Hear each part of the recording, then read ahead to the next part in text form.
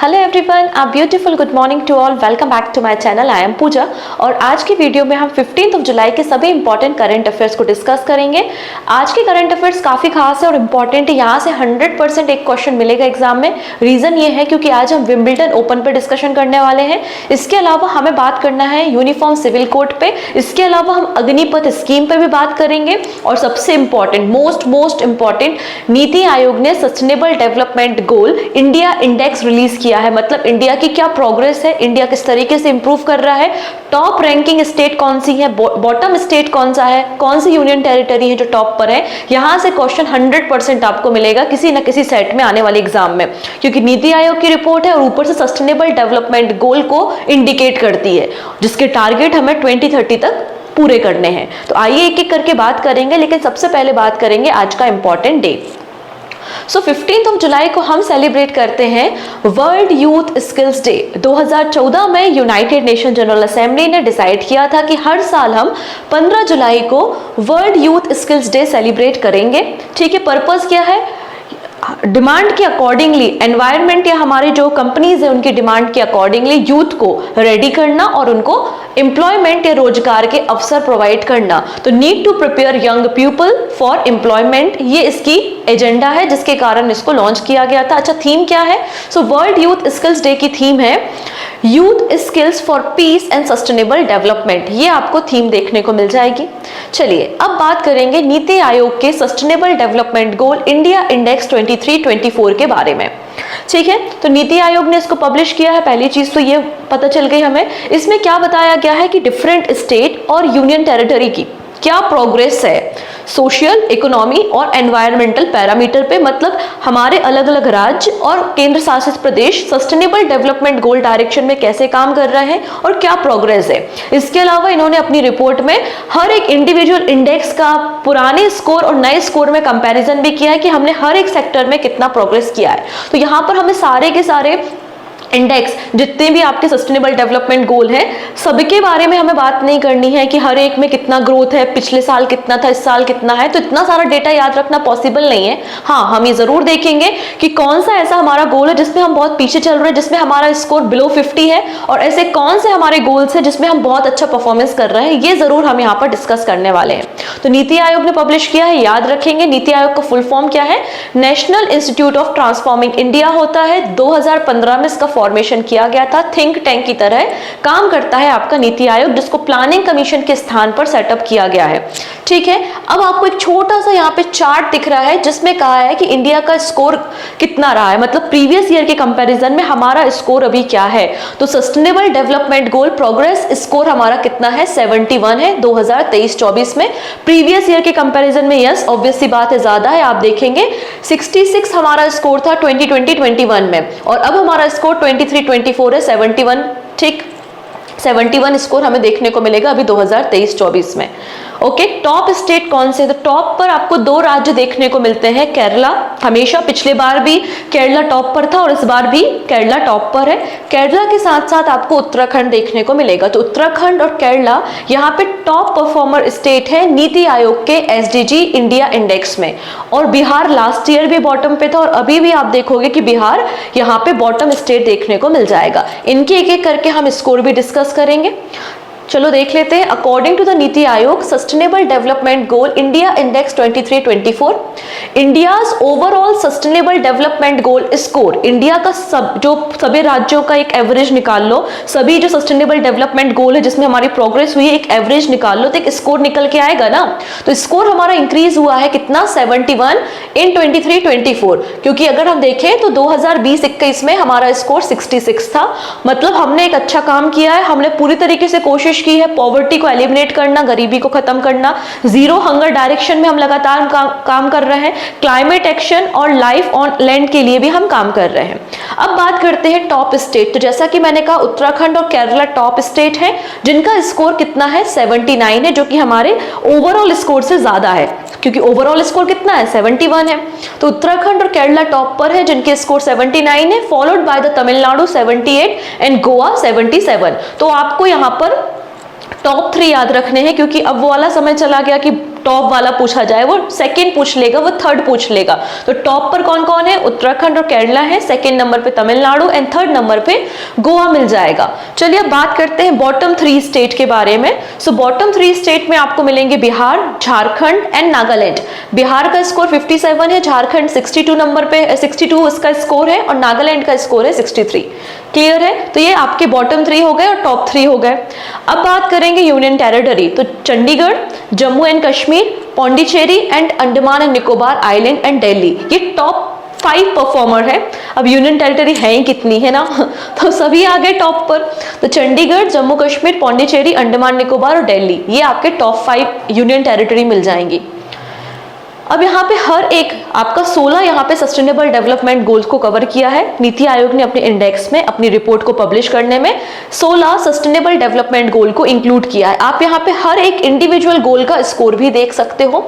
सारे जो स्कोर्स हैं हर एक गोल्स के वो अबव 50 है। केवल और केवल आपको यहाँ पे जेंडर इक्वेलिटी दिख रही होगी, जहां पे सस्टेनेबल डेवलपमेंट गोल आपका स्कोर 59 मतलब बिलो 50% है, या 50 से कम स्कोर आपको केवल एक ही में मिल रहा है, जो है आपका SDG 5।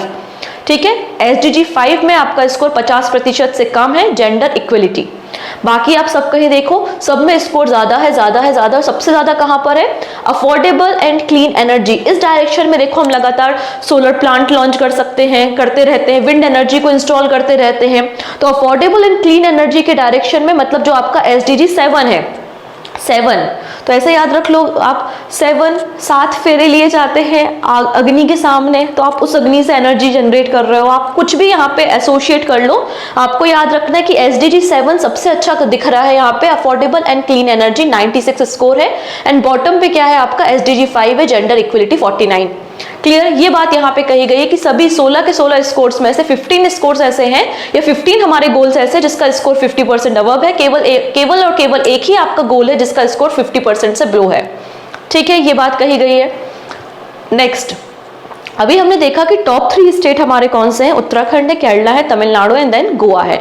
लेकिन अगर हम मोस्ट प्रोग्रेसिव स्टेट देखें कि 2018 के कंपैरिजन में 2023-24 में सबसे ज्यादा ग्रोथ किस में हुई है, तो आंसर हो जाएगा उत्तर प्रदेश।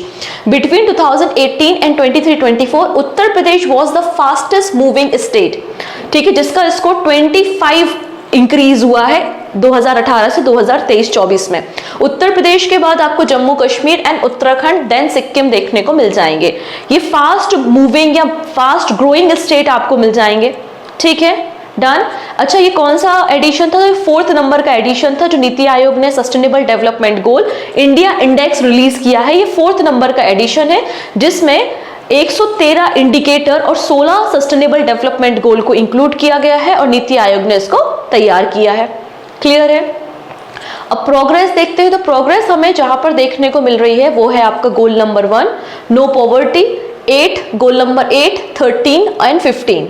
गोल number 13 climate action record the highest increase in the score from the 54 in 2020-21 to 67 in 23-24।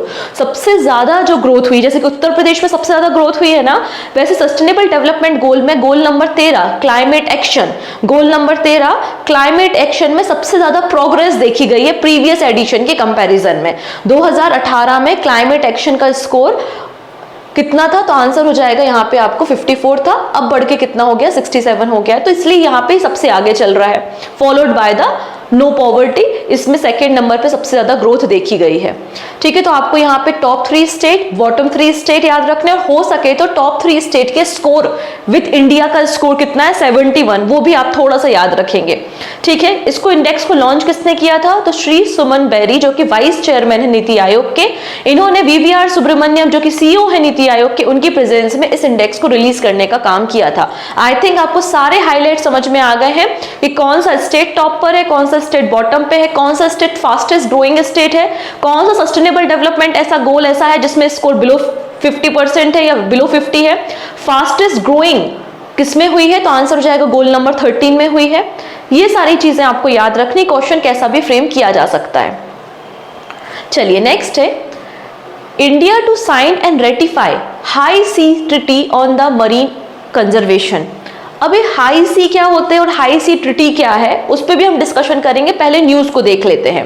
तो रिसेंटली इंडिया ने रेटिफाई की है हाई सी ट्रीटी को, जिसको हम एक और नाम से जानते हैं, इसको हम जानते हैं biodiversity beyond national jurisdiction, BBNJ के नाम से भी जाना जाता है, और इसी को हम हाई सी ट्रीटी के नाम से जानते हैं।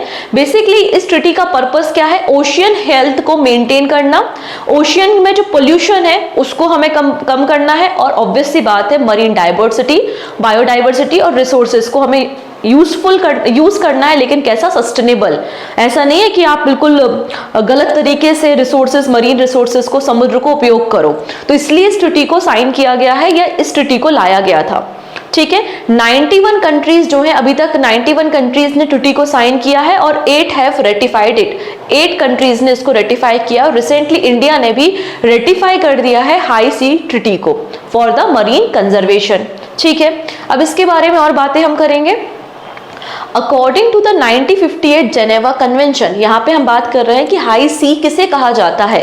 तो यहाँ पे 1958 में जो जेनेवा कन्वेंशन हुआ था on high sea, part of the sea that are not included in the territorial water. आप सभी को पता है यहाँ पर 200 नॉटिकल माइल, जहां से हमारा समुद्र स्टार्ट होता है, जमीन खत्म होती है, वहां से 200 नॉटिकल माइल तक आपका एक्सक्लूसिव इकोनॉमिक जोन होता है।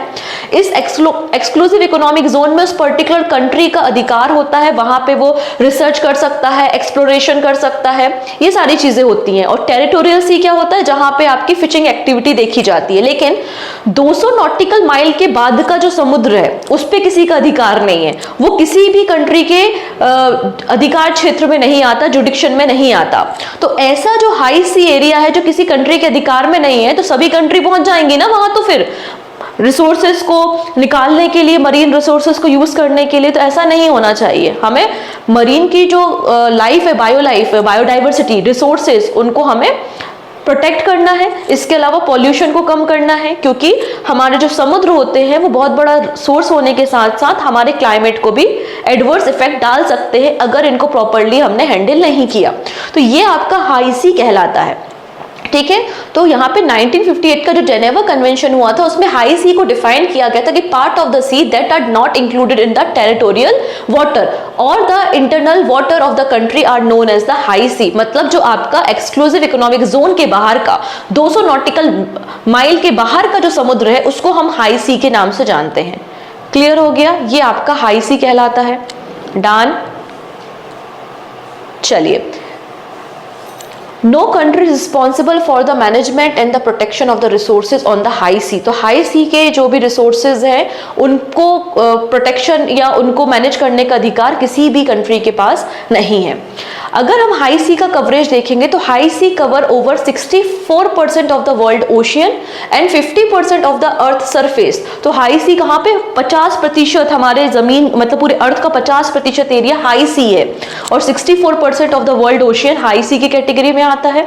अब हाई सी देखो, ये क्लाइमेट को रेगुलेट कर सकते हैं। ठीक है, यहीं पे तो आपके अल्नीनो वगैरह इफेक्ट भी देखने को मिलते हैं। ये कार्बन डाइऑक्साइड को एब्जॉर्ब करते हैं, सोलर रेडिएशन को स्टोर करने का काम करते हैं, हीट को प्रॉपर्ली डिस्ट्रीब्यूट करते हैं। मतलब एक तरीके से स्टेबिलिटी के लिए भी और क्लाइमेट चेंज के लिए भी रिस्पॉन्सिबल आपके हाई सी होते हैं। तो इनको हमें देखना है। इसके लिए एक देखो, एक ट्रीटी साइन की गई थी, United Nation convention on the law of the sea. ठीक है, UNCLOS के बारे में बात कर रहा है, जो कि मरीन बायोडाइवर्सिटी को, जो कि हाई सी है, उसको यहाँ पे प्रोटेक्ट करता है। इसके लिए ये एग्रीमेंट आया था, United Nation convention on the law of the seas. ठीक है, तो high sea treaty will be critical to achieving the objective of the 30x30 project which aim to safeguard 30% of the marine habitat by the 2030। तो high sea treaty का जो agenda है वो कितना है? 30x30 का है। मतलब 30% हमें मरीन हैबिटेट को प्रोटेक्ट करना है, सेफ गार्ड करना है बाय द 2030, ये है। लेकिन यहाँ पे क्या बोला गया है कि जो BBNJ एग्रीमेंट या हाई सी ट्रीटी एग्रीमेंट है, ये लीगली बाइंडिंग है 120 days after 60 country ratify it. जब 60 कंट्री से रेटिफाई कर देंगी तो ये अपने आप सभी के लिए लीगली बाइंडिंग हो जाएगा 120 डेज आफ्टर 60 कंट्री रेटिफाइड। अभी यहाँ पे 60 कंट्रीज ने रेटिफाई नहीं किया हुआ है।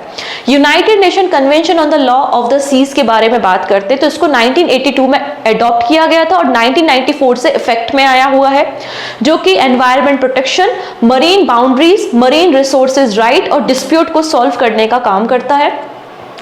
ये जो United Nation convention on the law of the seas है, इसको 160 कंट्रीज ने रेटिफाई किया है, जो कि यहाँ पे वर्ल्ड ओशियन को फेयर तरीके से यूज करने के बारे में बात करता है। जैसे आप लोगों ने सुना होगा आउटर स्पेस ट्रीटी के बारे में, किस तरीके से स्पेस को यूटिलाइज करना है, तो आउटर स्पेस ट्रीटी है। वैसे ही यहाँ पे जैसे कि आर्टेमिस अकॉर्ड के बारे में बात करते हैं, वो सब यही है। यहाँ पे हम समुद्र के लिए बातें कर रहे हैं। क्लियर है इतनी चीजें। अब इसी के अंदर ही तो हमने एक्सक्लूसिव इकोनॉमिक जोन को भी डिफाइन किया था 1982 में, कि 200 नॉटिकल माइल तक का जो एरिया है वो एक्सक्लूसिव इकोनॉमिक जोन की कैटेगरी में आता है। वो इसी ट्रीटी के अंदर, इसी कानून व्यवस्था के अंदर लाया गया है। ठीक है, done. Next, central arm police force to provide 10% reservation to former Agniveer in the recruitment. अब यहाँ पर जितने भी हमारे सेंट्रल आर्म पुलिस फोर्स, मतलब जितने भी हमारे कह सकते हो कि आर्म फोर्सेज है, जैसे कि BSF है, CISF, CRPF, RPF, इसके अलावा SSB, सभी ने क्या कहा है, सभी ने एक तरीके से अलग अलग स्टेटमेंट दिए हैं और कहा है कि जो पुराने अग्निवीर हैं उनको हम ऑफर करते हैं कि वो हमारी जो एजेंसीज हैं उनको ज्वाइन कर सकते हैं और हम उनको 10% रिजर्वेशन देंगे। उसके अलावा आपको फिजिकल टेस्ट भी नहीं देना पड़ेगा और एज में रिलैक्सेशन भी हम देंगे। तो आप देख सकते हैं, ये इकोनॉमिक्स टाइम की न्यूज है। CISF director general Neena Singh said that now 10% of the post in the constable recruitment will be reserved for the Agniveer. इसके अलावा also they will given an exemption from physical test, मतलब फिजिकल टेस्ट नहीं देना पड़ेगा, ये बात भी यहाँ पे कही गई है, और एज रिलैक्सेशन भी दिया जाएगा एक्स अग्निवीर को। तो आप देखेंगे, chief of border security force, central industrial security force मतलब CISF, central reserve police force मतलब CRPF, RPF मतलब रेलवे प्रोटेक्शन फोर्स, और SSB मतलब सीमा सुरक्षा बल। इन सभी लोगों ने इंडिविजुअल स्टेटमेंट दिए हैं कि जो फॉर्मर अग्निवीर हैं उनको हम वेलकम करते हैं कि वो रिस्पेक्टिव फोर्स को ज्वाइन कर सकते हैं, और हम उनको कांस्टेबल की जो भर्ती होती है उसमें 10% आपको रिजर्वेशन या आरक्षण देंगे, ये बात कही गई है। इसके अलावा कोई फिजिकल टेस्ट भी नहीं होगा और एज रिलैक्सेशन भी दिया जाएगा। पहले साल 5 साल का एज रिलैक्सेशन होगा और फिर अगले साल से 3 साल का आपको एज रिलैक्सेशन दिया जाएगा, मतलब आपकी छूट, उम्र में छूट दी जाएगी।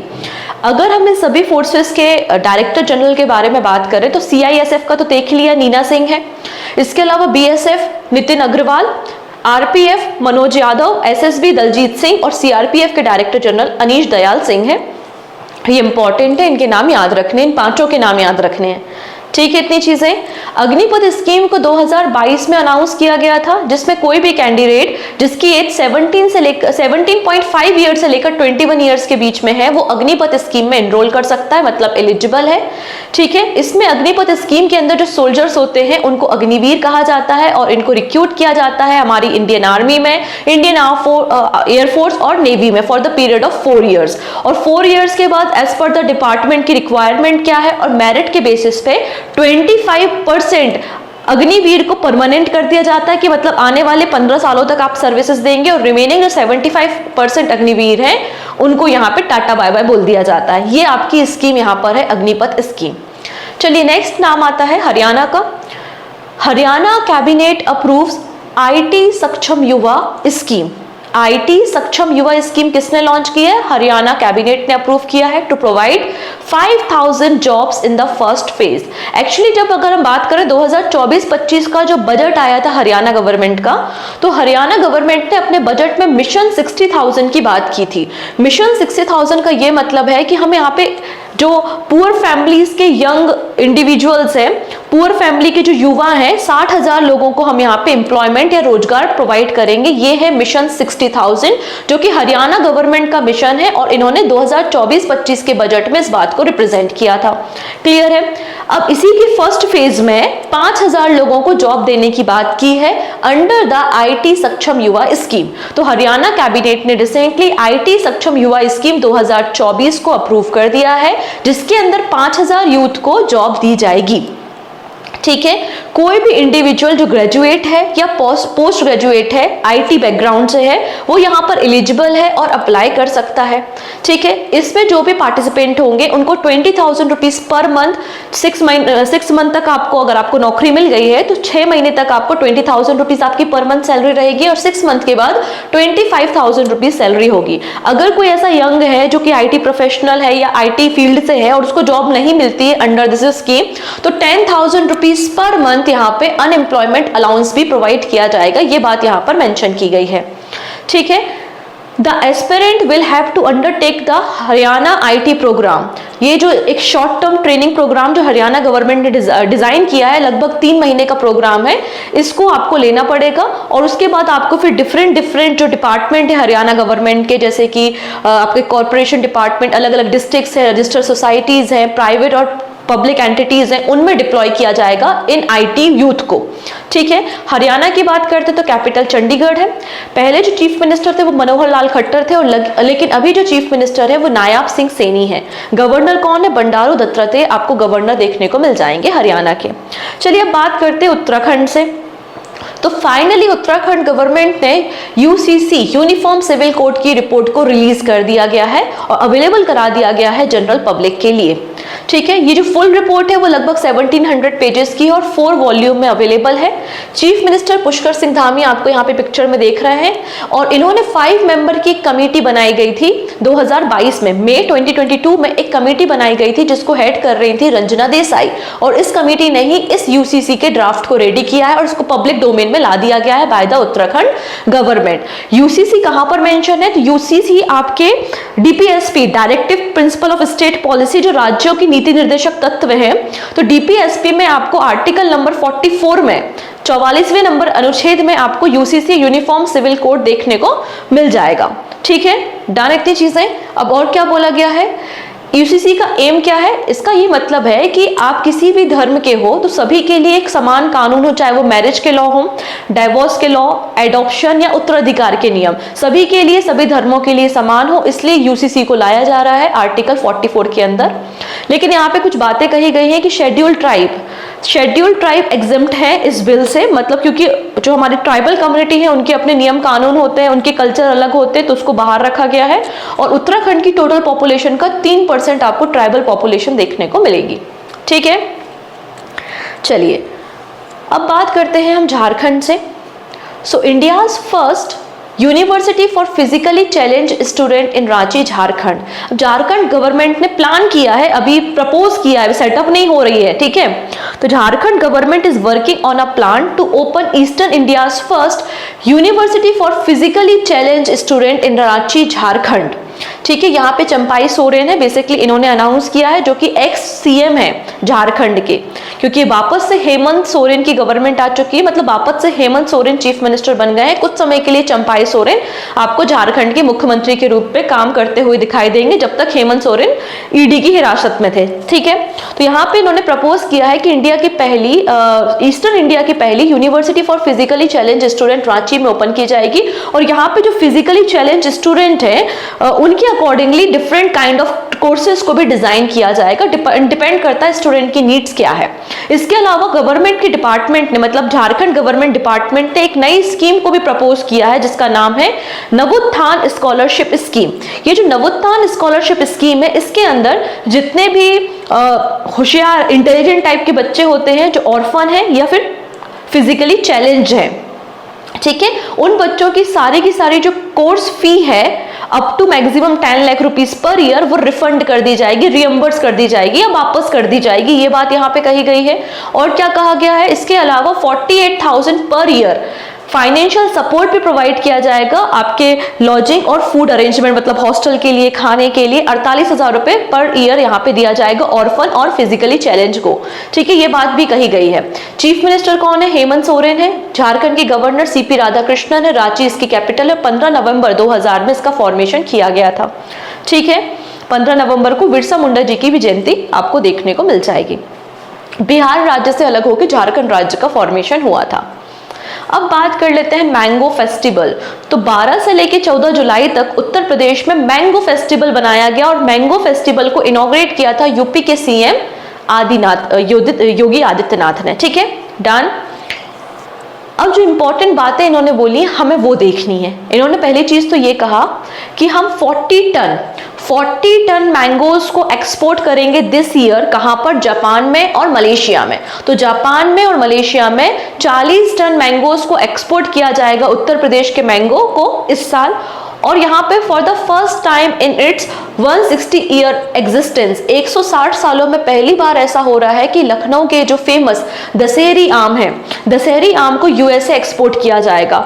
हमारे मार्केट में इंडिया में जो दशहरी आम है उनकी रेंज, ऐसा इन्होंने कहा है कि उनकी रेंज 60 रुपए से 100 रुपए पर केजी है, लेकिन वहीं यूएसए में इसकी डिमांड बहुत ज्यादा है, 900 रुपए पर केजी आपको देखने को मिलेगा। तो यहाँ पर यूएसए में दशहरी आम को उत्तर प्रदेश से एक्सपोर्ट किया जाएगा और 40 ton of different variety of mangoes को जापान और मलेशिया भेजा जाएगा, ये बात यहाँ पर कही गई है। ठीक है, तो ये थे हमारे कुछ स्टेट न्यूज़। अब डिस्कशन तो काफ़ी कुछ था और भी मुझे डिस्कस करना था, लेकिन मैं इसको रेडी नहीं कर पाई। जैसे कि अभी मध्य प्रदेश गवर्नमेंट ने गिनीज वर्ल्ड रिकॉर्ड में नाम अपना शामिल किया। वहाँ के फॉरेस्ट डिपार्टमेंट ने एक ही दिन में 12,000 पेड़ों को लगाया है, तो इसलिए यहाँ पे 12 लाख पेड़ों को लगाया है, तो ये नाम भी आया है। तो हम सारी चीज़ों को एक एक करके बाद में फ्यूचर में डिस्कस कर लेंगे। अभी फिलहाल कुछ इंपॉर्टेंट नाम देख लेते हैं। ठीक है, वीडियो के एंड में क्वेश्चन ऑफ द डे है, जिसका आंसर आप मुझे कमेंट सेक्शन में बता सकते हो। जो स्टूडेंट पहली बार आ रहा है, जिनको नहीं पता अबाउट द पीडीएफ, तो पीडीएफ के लिए डिस्क्रिप्शन में आपको लिंक भी मिल जाएगी टेलीग्राम की, तो आप टेलीग्राम ज्वाइन करके पीडीएफ को इजीली डाउनलोड कर सकते हो free of cost. Pooja Jain CA 247 मेरा टेलीग्राम आईडी है। ठीक है, तो वहां से आपको पीडीएफ मिल जाएगा। तो जल्दी से लिंक को शेयर भी कर दो और पहली बार आए तो सब्सक्राइब करना नहीं भूलना है। चलिए अब बात करते हैं विंबलडन टाइटल के बारे में। तो आप सभी को तो पता है ही कि पूरे साल भर में 4 इंपॉर्टेंट ग्रैंड स्लैम होते हैं, जो कि आपका ग्रैंड स्लैम जो शब्द है वो टेनिस से एसोसिएटेड है। और ओल्डेस्ट और मोस्ट प्रेस्टिजियस टेनिस टूर्नामेंट कौन सा है पूरे वर्ल्ड में? सबसे पुराना है विंबलडन, 1877 में स्टार्ट हुआ था। ठीक है, ग्रास कोर्ट में खेला जाता है, कोई दिक्कत नहीं। और यहाँ पर ये 137 नंबर का टूर्नामेंट अभी रिसेंटली विंबलडन ओपन हुआ है। तो मेन सिंगल इंपॉर्टेंट है और वीमेन सिंगल इंपॉर्टेंट है। तो मेन सिंगल का टाइटल जीता है कार्लोस अल्कराज ने, जो कि स्पेन के हैं, और इन्होंने सर्बिया के प्लेयर नोवाक जोकोविच को डिफीट किया है। तो ये नाम तो आपने कई बार सुना है, नोवाक जोकोविच का और कार्लोस अल्कराज का, जो कि स्पेन के हैं, और इन्होंने विंबलडन टाइटल जीता है। लेकिन पहली बार जो नई एंट्री होती है वो थोड़ी इंपॉर्टेंट हो जाती है। तो हम बात कर रहे हैं चेक रिपब्लिक की प्लेयर के बारे में, जिनका नाम क्या है? Barbora Krejcikova. एकदम क्रेजी है ये। ठीक है, बारबोरा क्रेजिकोवा, जो कि चेक रिपब्लिक की हैं, और ये पहली बार इन्होंने अपना विंबलडन टाइटल लिफ्ट किया है। तो वीमेन सिंगल विंबलडन टाइटल किसने जीता है? तो चेक रिपब्लिक की है। इनकी कंट्री याद रखनी है, नाम क्या है? Barbora Krejcikova. ओके है, डन। चलिए अगला नाम आता है यहाँ पे भावना कांत का। भावना कांत वेरी इंपॉर्टेंट पर्सनालिटी है। कभी भी स्टैटिक में भी इनका क्वेश्चन, भले ही न्यूज में हो अथवा ना हो, स्टैटिक में इनका क्वेश्चन बन सकता है। ठीक है, क्यों बन सकता है? क्योंकि Bhawana Kanth first women fighter pilot हैं, जिन्होंने रिपब्लिक डे की परेड में पार्टिसिपेट किया था। ठीक है, इन्हें इंडियन एयरफोर्स में 2016 में शामिल किया गया था। ये सुखोई वगैरह उड़ाने में एकदम सक्षम है, और रिसेंटली जो पिच ब्लैक एक्सरसाइज ऑस्ट्रेलिया में हो रही है ना, उसमें पार्टिसिपेट कर रही हैं, इसलिए न्यूज में है। ठीक है, so Bhawana Kanth makes history as Indian air force participant in the exercise pitch black. यहाँ पर हमारे जो इंडियन एयरफोर्स का कंटिजेंट है वो ऑलरेडी पहुंच चुका है डार्बिन एयरबेस में ऑस्ट्रेलिया में, और पिच ब्लैक एक्सरसाइज में पार्टिसिपेट कर रहा है। पिच ब्लैक एक्सरसाइज को होस्ट कौन कर रहा है? ऑस्ट्रेलिया कर रहा है। और यहाँ पर देखेंगे भावना कांत, जो कि फर्स्ट फीमेल पायलट है इंडियन एयरफोर्स की to fly Sukhoi 30 fighter plane, is also participating in the exercise pitch Black. तो ये एक्सरसाइज पिच ब्लैक में पार्टिसिपेट कर रही हैं। इनको ना नारी शक्ति पुरस्कार भी 2020 में दिया गया था। प्रेसिडेंट उस समय रामनाथ कोविंद जी थे। एक्सरसाइज पिच ब्लैक 1981 में स्टार्ट हुई थी, और ये 43rd नंबर का एडिशन आपको देखने को मिल जाएगा। इंडियन एयरफोर्स के अलावा 20 और कंट्री हैं जो यहाँ पे पार्टिसिपेट कर रही हैं। इंडिया की तरफ से सुखोई जा रहा है, C-17 ग्लोब मास्टर गया हुआ है, IL-78 air to air refuelling aircraft भी पार्टिसिपेट कर रहा है पिच ब्लैक में। अब ये कौन है भाई? दादा। इनको दादा कहा जाता है, प्रिंस ऑफ बंगाल के नाम से जाना जाता है, सौरभ गांगुली जी।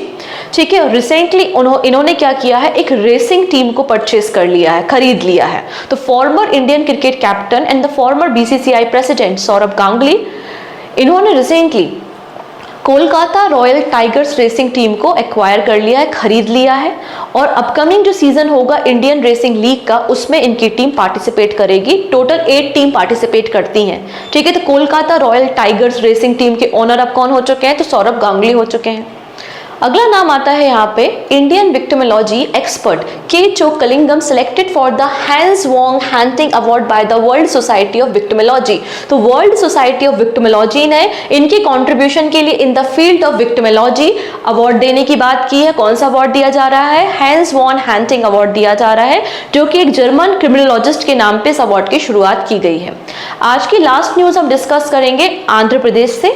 Andhra Pradesh natural farming model win Gulbenkian prize. तो गुलबैंकियन प्राइज किसे दिया जा रहा है? आंध्र प्रदेश को दिया जा रहा है। एक्चुअली हुआ क्या है, Andhra Pradesh community manage natural farming, Andhra Pradesh community manage natural farming programme, इसकी शुरुआत 2016 में हुई थी और गवर्नमेंट ऑफ आंध्र प्रदेश ने इसकी शुरुआत की थी। इसका पर्पस ये था कि जो हमारे छोटे छोटे किसान भाई हैं, फार्मर्स हैं, वो केमिकल की जगह नेचुरल फार्मिंग को इस्तेमाल करें, मतलब वर्मी कंपोस्ट और नेचुरल खाद का इस्तेमाल करें। तो इस डायरेक्शन में काम करना है। तो पिछले 8 सालों से ये बॉडी मतलब APCNF Andhra Pradesh community manage natural farming programme 8 सालों से ऑपरेट हो रहा है आंध्र प्रदेश में। इसी अवार्ड को इनके 8 साल का जो भी इन्होंने कंट्रीब्यूशन किया है, इसलिए इन्हें ग्लोबल रिकॉग्निशन दिया जा रहा है। तो Andhra Pradesh community manage natural farming programme led by the government of Andhra Pradesh has been awarded the prestigious Gulbenkian prize for humanity 2024। इस अवार्ड को लिस्बन पोर्चुगल में दिया जाएगा। पुर्तगाल की जो कैपिटल है लिस्बन, वहां पर यह अवार्ड दिया जाएगा। और अवार्ड को कौन दे रहा है? आंसर हो जाएगा एंजेला मार्कल। एंजेला मार्कल का नाम शायद आपने पहले भी सुना होगा, चांसलर ऑफ जर्मनी रह चुकी हैं। ठीक है, चलिए अब हम बात करेंगे कुछ क्वेश्चंस के बारे में, जिसका आंसर आप मुझे कमेंट सेक्शन में अभी के अभी देना शुरू करेंगे। सबसे पहला है, Which of the following two states have emerged as the top performer in the NITI Aayog Sustainable Development Goal India Index 23-24? तो कौन सा स्टेट है टॉप किया है? तो आंसर हो जाएगा उत्तराखंड और केरला है, ऑप्शन सी। स्कोर कितना था? 79 था। नेक्स्ट है गीता नाथ नौसेदा, ये रीइलेक्ट हुई हैं 5 ईयर के लिए प्रेसिडेंट, किस कंट्री की? तो आंसर हो जाएगा यहाँ पे लिथुआनिया। कल मैंने एक बहुत इंपॉर्टेंट वीडियो आपके साथ डिस्कस किया था, जहाँ पे सभी इंपॉर्टेंट इंटरनेशनल अपॉइंटमेंट जनवरी से लेकर जून मंथ की डिस्कस की थी, और जहाँ पर मैंने इनके बारे में डिस्कशन किया था। अगर आपने वीडियो नहीं देखा है तो प्लेलिस्ट में अवेलेबल है। वीकली करंट अफेयर्स भी प्लेलिस्ट में अवेलेबल है और वीकली बैंकिंग करंट अफेयर्स भी प्लेलिस्ट में अवेलेबल है। तो तीनों वीडियो आप देख सकते हैं, ठीक है, प्लेलिस्ट पे जाकर। चलिए नेक्स्ट है जेम्स एंडरसन, रिसेंटली इन्होंने इंटरनेशनल टेस्ट क्रिकेट से रिटायरमेंट अनाउंस कर दिया है। क्वेश्चन सिंपल सा है, ये बात तो हमें पता है कि जेम्स एंडरसन क्रिकेटर है, किस कंट्री से है? आंसर हो जाएगा इंग्लैंड, ऑप्शन बी बिल्कुल करेक्ट हो जाएगा। नेक्स्ट है what is the scholus hima recently seen in the news? क्या है ये? तो ये आपका एक डॉग फिश शार्क है, जिसको रिसेंटली देखा गया था कहां पर? केरला के कोस्ट में, इसलिए न्यूज में है। तो ऑप्शन ए एक न्यू स्पीसीज है डॉग फिश शार्क की, जिसको जूलॉजिकल सर्वे ऑफ इंडिया ने डिस्कवर किया है, डीप वाटर में पाई जाती है। कहां पर देखा गया? Off Kerala south west coast में इसको देखा गया। इस तरीके से आपको ये फिश देखने को मिलती है। चलिए नेक्स्ट है In July 2024, which bank signed a pact with Steel Authority of India to provide home loan, car loan and education loan to the latter employee at the concessional rate? तो यहाँ पर steel Authority of India ने किस bank के साथ एक agreement sign किया है, और स्टील अथॉरिटी ऑफ इंडिया अपने जो एम्प्लॉय हैं उनको कंसेशनल रेट पे होम लोन, कार लोन और एजुकेशन लोन प्रोवाइड करेगी? तो आंसर हो जाएगा option number D, Punjab National Bank और स्टील अथॉरिटी ऑफ इंडिया के बीच में एग्रीमेंट साइन हुआ है। नेक्स्ट है according to the digital economy report, ठीक है, आपको यहाँ पे दिख रही है, यूएन ट्रेड एंड डेवलपमेंट ने इस रिपोर्ट को पब्लिश किया, इस पे भी हम डिस्कशन करेंगे। तो digital economy report 2024, what percentage of global green house gas emission were estimated to be contributed by the ICT sector? जो हमारा ICT सेक्टर है उसका कंट्रीब्यूशन कितना है ग्रीन हाउस गैसेस एमिशन में, ये बात यहाँ पे कही गई है। तो कितना है? 1.5% से इंक्रीज होकर ये 3.2%, ऑप्शन बी। तो चलिए इस रिपोर्ट पर डिस्कशन करते हैं। Digital economy report, UN trade and development ने डिजिटल इकोनॉमी रिपोर्ट को रिलीज किया है। सबसे पहले इसमें बात कही गई है इंटरनेट यूजर बढ़ गए हैं, सभी के पास आजकल मोबाइल फोन है, एक नहीं 2-2 3-3 मोबाइल फोन भी रखते हैं लोग, तो बिल्कुल इंटरनेट यूजर बढ़े हैं। From 1 billion in 2005 to 5.4 billion in 2023। Next है ग्रीन हाउस गैस एमिशन, बिल्कुल यहाँ पर देखो बोला जा रहा है कि ग्रीन हाउस गैस एमिशन यहाँ पर अकाउंट किया गया है, मतलब रिकॉर्ड किया गया है, 1.5% से इंक्रीज होकर 3.2% of the global green house gas emission किया है ICT सेक्टर ने इन 2020। नेक्स्ट है, लगातार जब हम टेक्नोलॉजी के डायरेक्शन में करते हैं काम, तो हम यहाँ पे ई वेस्ट को भी जनरेट करते हैं। पुराना फोन खराब हो गया, अलग किया, दूसरा फोन ले लिया, नया कंप्यूटर खरीद लिया, नया लैपटॉप खरीद लिया, तो ई वेस्ट भी लगातार इंक्रीज होते जा रहा है। तो इसमें क्या कहा गया कि 2010 से लेकर 2022 के बीच में 30% ई वेस्ट इंक्रीज हुआ है और यहाँ पे 10.5 मिलियन टन ग्लोबली ई वेस्ट हो चुका है। ठीक है, अब लगातार जब टेक्नोलॉजी डिमांड बढ़ती है, मोबाइल फोन का यूज बढ़ता है, तो आपको क्रिटिकल मिनरल्स की रिक्वायरमेंट जैसे कि ग्रेफाइट, लिथियम, कोबाल्ट, इनकी जरूरत भी पड़ती है। तो इसमें बोला है कि 2050 तक 2050 तक यहाँ पर जो क्रिटिकल मिनरल्स है उनकी डिमांड 500% इंक्रीज हो जाएगी। ये बात इस रिपोर्ट में कही गई। तो ये कुछ हाईलाइट्स है रिपोर्ट के जो हमने डिस्कस किए, and this is your question of the day, जिसका आंसर आप मुझे कमेंट सेक्शन में देंगे कि आराम से बिंदास होके आप क्वेश्चन को पढ़िए, जो भी आंसर आपको सही लगता है आप मुझे कमेंट सेक्शन में बता सकते हैं। ओके, बाकी सारी बातें नेक्स्ट वीडियो में हम डिस्कस करेंगे। Take care and bye bye.